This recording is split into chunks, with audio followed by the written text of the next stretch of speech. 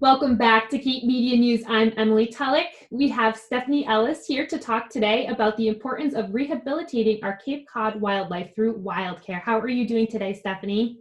I'm great on this crisp fall morning. I know, beautiful weather, sweater weather. It's awesome. So, Yes, so for those who aren't familiar, can you tell us what the mission of wildcare is and sort of what services you are providing? sure. So we are a nonprofit 501c3, and we're located in Eastham.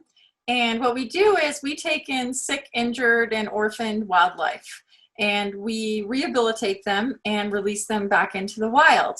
So if someone finds a squirrel that's hit by a car or a baby bird whose nest has fallen, they can bring the animal to us and we provide care, and the goal is release. Some people will sort of ask the question, why save squirrels? Why save chipmunks? But they do play important parts in our environment. So can you kind of explain why it is so important to rehabilitate and release animals back into the environment? To us, every animal matters. They do play important roles. They have important stories to tell within the ecosystem. For example, eastern gray squirrels, they're everywhere and they raid your backyard bird feeders, but they are very important forest regenerators. So all of the acorns that they hide, they certainly cannot remember where they all are. And so then you have your next crop of oak trees. And aside from being forest regenerators, they're also really important prey animals for hawks and owls, foxes, coyotes. And so everything is closely related, and there's a balance there. Also, by rehabilitating animals, we learn about the impacts that they face in the wild. And so we use this information to educate people and also to inform wildlife management and conservation of wildlife and their habitats. What can we do as just regular people to really help be good stewards of the environment? First thing is just say no to rodenticides. Rodenticides are the mouse and rat poisons, and what happens is other animals like raptors, hawks and owls that eat these poison rodents, they become poisoned. And so poison is never the answer. There are many other humane ways to deter or control rodent populations. Also, just say no to lead.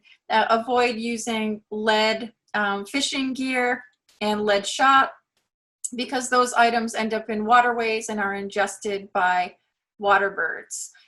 Also, it's a really great and wonderful thing to be able to feed your backyard birds and also to set up nest boxes.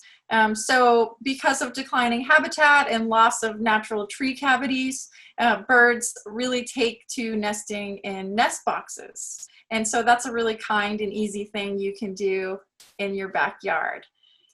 Also, no tree felling in the summer months. We try to encourage people to trim, and if you need to cut down trees, don't do it in the summer months because you might displace baby animals and families. So if you can reserve your tree felling and your trimming to the late fall and winter, that's the best time so that you don't displace a wild animal.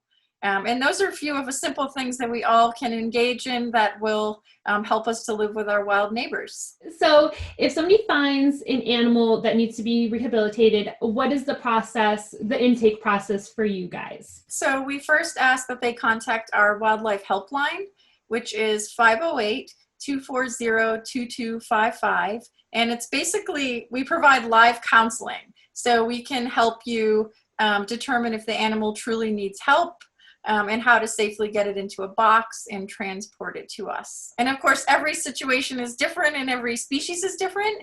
We're not going to ask people to throw a towel over a great horned owl and put it in a box.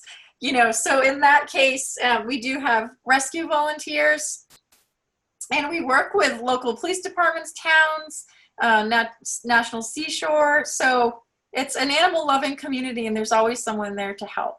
So we recommend you call us first so we can give you information for the next steps. Stephanie, thank you so much for joining us, and thank you for helping to rehabilitate our wildlife on Cape Cod. Thank you so much, Emily. For Cape Media News, I'm Emily Tullock.